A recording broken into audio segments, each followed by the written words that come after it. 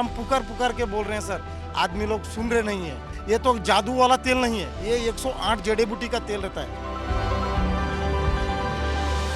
केंद्रीय गृह मंत्री अमित शाह ने पीओके का नाम लिए बिना एक बड़ा बयान दिया है। उन्होंने कहा कि जो हमने गंवाया वो जल्द ही हासिल कर लेंगे। अमित शाह ने कहा कि अगर भारत को समझना है तो भारतीय दृष्टिकोण और हमारे देश को जोड़ने वाले तथ्यों को समझना होगा। मगर सबसे बड़ी खास बात तो ये रही कि अमित शाह ने इतिहास से हुई छेड़छाड़ के बारे में खुलकर अपनी बात रखी। उन्होंने कहा कि जम्मू कश्मीर और लद्दाख के साथ इतिहास के साथ यही हुआ था। यहाँ किसने शासन किया, कौन रहा, किसने क्या अनुबंध किया, इसके आधार पर तथ्यों को तोड़ मरोड़ कर पेश किया गया है। कश्मीर कहाँ था और लद्दाख कहाँ था, इसकी मीमांसा करना मेरे हिसाब से बेईमानी है। ये बड़ा बयान दिया गया है अमित शाह की तरफ से, सुनिए। न केवल भारत, पूरी दुनिया भारत को नहीं समझ पाएगी। भारत को समझना है तो भारतीय दृष्टिकोण से और हमारे देश को जोड़ने वाले तत्वों को समझना पड़ेगा।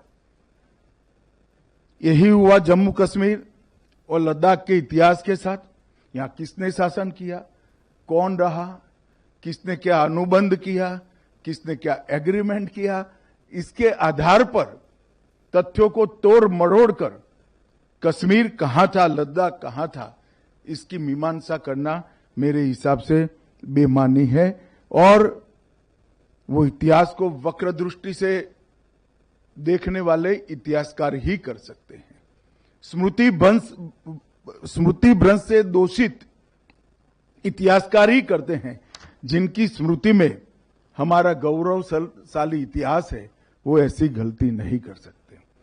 आज इस पुस्तक से ये बात सिद्ध हो गई है कि भारत के कोने कोने में जो संस्कृति, भाषा, हमारी लिपियां, आध्यात्म के विचार, तीर्थ स्थलों की कला, व्यापार और वाणिज्य बिखरा पड़ा है, वो कम से कम 10,000 साल से कश्मीर में उपस्थित था और वहीं से देश के बहुत सारे हिस्से में आया।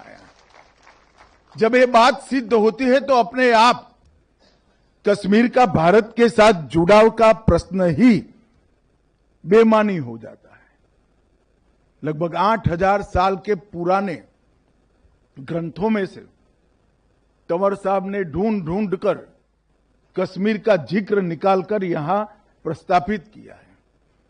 और जब एक ग्रंथ कश्मीर और झेलम की बात करते हैं तब कोई नहीं कह सकता कि कश्मीर किसका है।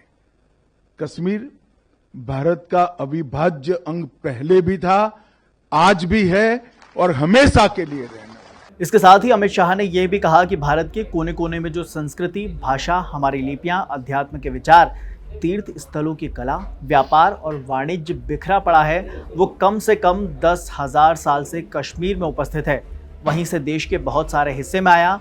जब ये बात सिद्ध होती है तो कश्मीर का भारत के साथ जुड़ाव का प्रश्न ही बेमानी हो जाता है। उन्होंने कहा कि लगभग 8,000 साल पुराने ग्रंथ में कश्मीर और झेलम का जिक्र है, तब ये कोई नहीं कह सकता था कि कश्मीर किसका है। कश्मीर भारत का अविभाज्य अंग पहले भी था, आज भी है और हमेशा रहेगा। इसे कोई कानून की धाराओं से अलग नहीं कर सकता है। कानून की धारा का इस्तेमाल करके प्रयास भी किया गया था, आखिर में उस धारा को निरस्त कर दिया गया और सभी बाधाओं को दूर कर दिया गया है। ये बयान भी अमित शाह की तरफ से दिया गया है।